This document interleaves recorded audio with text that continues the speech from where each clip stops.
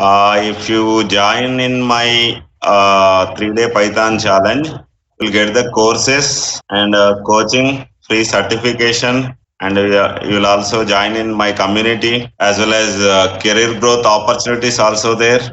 And we'll give you the roadmap to get the highest paid jobs like data scientist. You'll also learn AI tools, ChatGPT, prompt engineering, which are trending in latest software industry.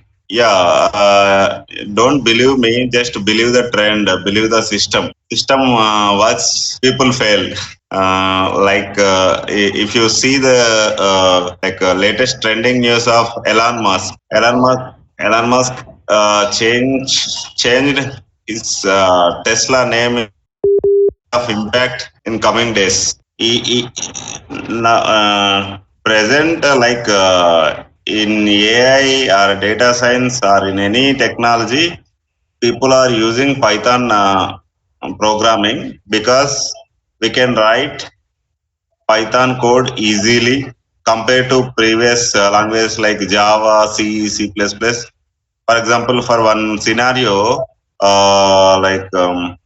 if you wanted to write the code in C, the same code can be written in half of the time, half of the lines of code in Python.